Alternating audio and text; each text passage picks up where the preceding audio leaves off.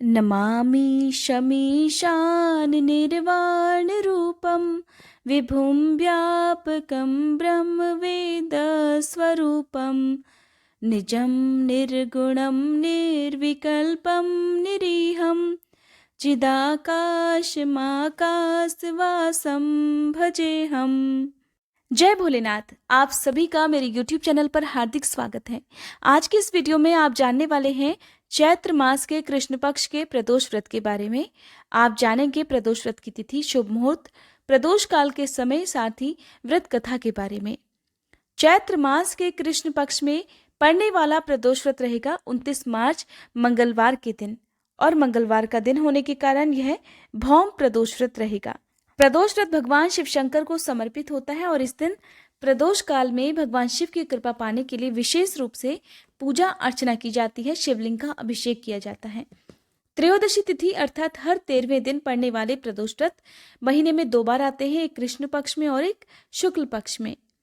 त्रयोदशी तिथि प्रारंभ होगी 29 मार्च मंगलवार की दोपहर 2:39 से और समाप्ति होगी 30 मार्च बुधवार की दोपहर 1:19 पर।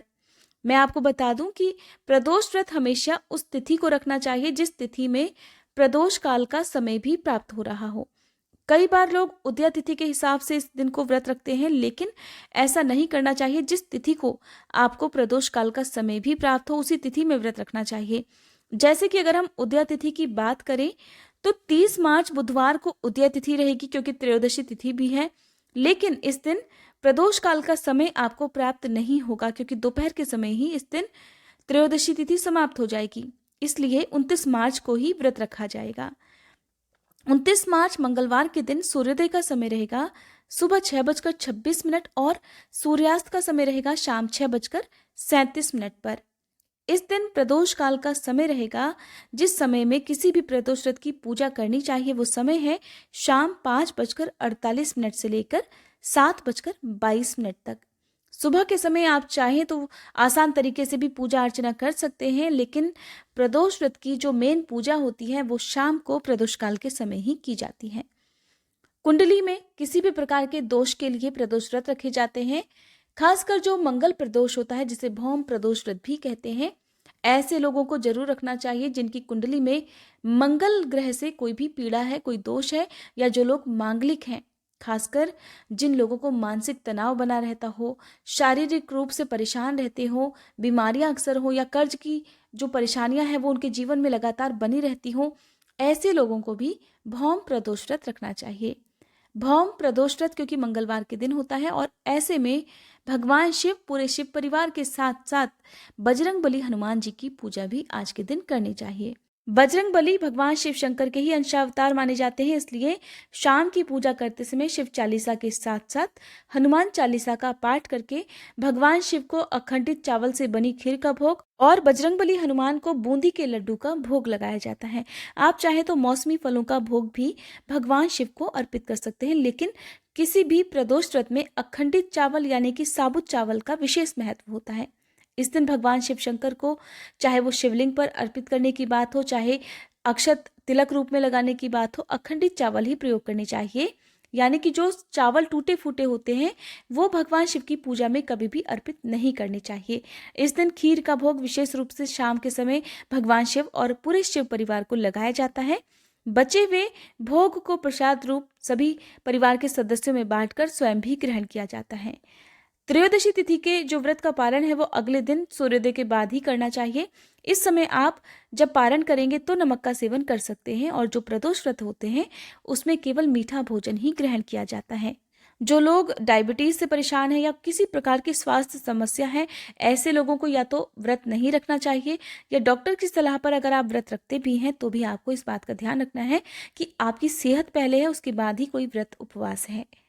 प्रदोष व्रत के दिन भगवान शिव जी की पूजा करने से पहले सुबह के समय हो सके तो ब्रह्म मुहूर्त में उठकर स्नान करें और फिर साफ स्वच्छ हल्के रंग के वस्त्रों का प्रयोग करें। आज के दिन सफेद या गुलाबी रंग के वस्त्र पहनकर पूजा करनी चाहिए।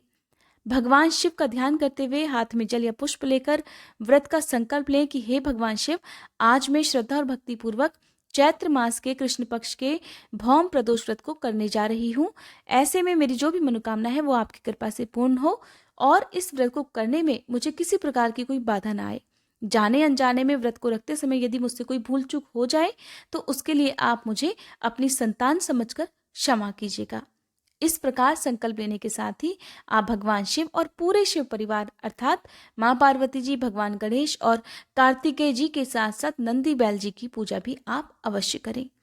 भगवान शिव के मंत्रों का जाप करें, ओम नमः शिवाय, या फिर आप नमः शिवाय मंत्र का जाप करें, महामृत्युंजय मंत्र का जाप करें। गायत्री मंत्र का जाप करना भी प्रदोष व्रत के दिन शुभ फलदायी होता है।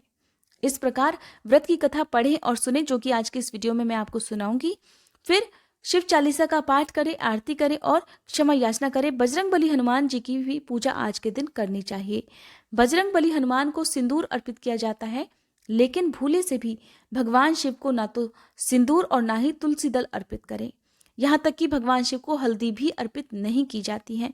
भगवान शिव को केवल चंदन आप अर्पित करें, धूप दीपक जलाएं, फल फूल नैवेद्य अर्पित करें और उसके बाद आप अपना व्रत प्रारंभ करें।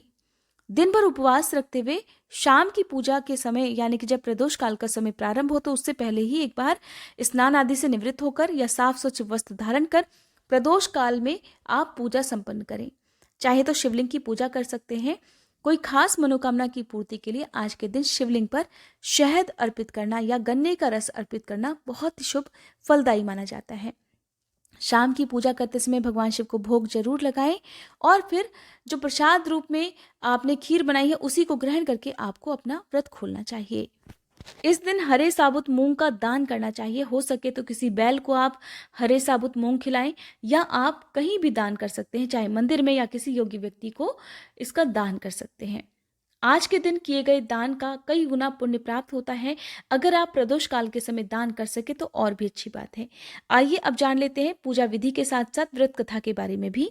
पौराणिक कथा के अनुसार एक समय की बात है, एक स्थान पर एक वृद्ध महिला रहती थी।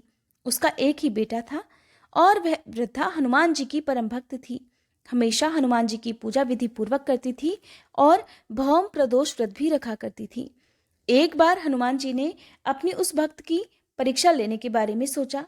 तब हनुमान जी एक साधु का वेश धारण कर उस वृद्धा के घर के पास आए और उन्होंने आवाज लगाते हुए कहा कि है कोई हनुमान भक्त जो उनकी इच्छा को पूर्ण कर सके। जब उनकी आवाज वृद्धा के कानों में पड़ी तो वो जल्दी से घर से बाहर आई। उसने साधु महाराज को प्रणाम किया और कहने लगी कि हे महाराज, आप अपनी इच्छा बताइए। तब हनुमान जी कहने लगे कि उन्हें भूख लगी है और वे भोजन करना चाहते हैं। अगर तुम थोड़ी सी जमीन लीप दो तो मैं भोजन कर सकता हूँ। वृद्धा कहने लगी, महाराज, इसके अलावा आप मुझसे जो भी काम कहेंगे मैं वो कर दूंगी, लेकिन मैं जमीन नहीं लीप सकती। तब हनुमान जी ने उस वृद्धा को अपनी बात पूरा करने के लिए वचन लिया। तब उन्होंने कहा कि ठीक है, तो अपने बेटे को बुलाओ, उसकी पीठ पर आग जलाओ, उसकी पीठ पर ही मेरे लिए भोजन बनाया जाएगा। वृद्धा ने जब ये बात सुनी तो परेशान हो गई। अब वो करे भी तो क्या करे, क्योंकि उसने तो साधु महाराज को वचन दे दिया था। आखिरकार उसने अपने बेटे को बुलाया और उसे साधु महाराज को सौंप दिया। साधु महाराज ने वृद्धा के बेटे को जमीन पर लिटा दिया और वृद्धा से कहकर उसकी पीठ पर आग जलवा दी। वह वृद्धा आग जलाकर घर के अंदर चली गई, क्योंकि वह अपने बेटे को मरते नहीं देख सकती थी। कुछ समय के बाद साधु वेश में हनुमान जी ने उस वृद्धा को फिर से आवाज लगाई। वह वृद्धा घर से बाहर आई तो हनुमान जी कहने लगे कि उनका भोजन बन गया है, अपने बेटे को बुलाओ ताकि वह भी भोग लगा ले। ये बात सुनकर वृद्धा कहने लगी, हे साधु महाराज, आप ऐसा कहकर मुझे और कष्ट मत दीजिए। लेकिन साधु महाराज, जो कि साक्षात हनुमान जी थे, वो तो अपनी बात पर ही अडिग थे। तब विवश होकर उस वृद्धा ने अपने बेटे को आवाज लगाई।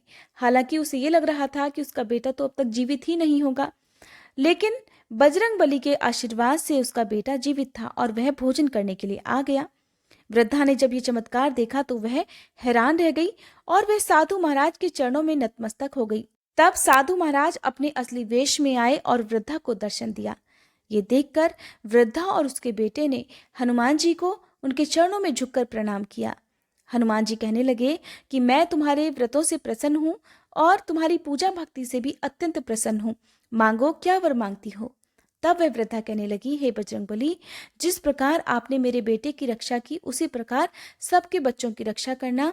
जिस पर कोई भी दुख आए उनके सभी दुख दूर करना। तथास्तु कहकर बजरंगबली वहीं अंतर्ध्यान हो गए। इस प्रकार प्रदोष व्रत के प्रभाव से वृद्धा और उसके बेटे को हर प्रकार के दुखों से मुक्ति मिल गई। ये थी भौम प्रदोष व्रत कथा। उम्मीद करती हूँ आज की ये वीडियो आपको पसंद आई होगी। वीडियो कैसी लगी कमेंट बॉक्स में जरूर बताइएगा।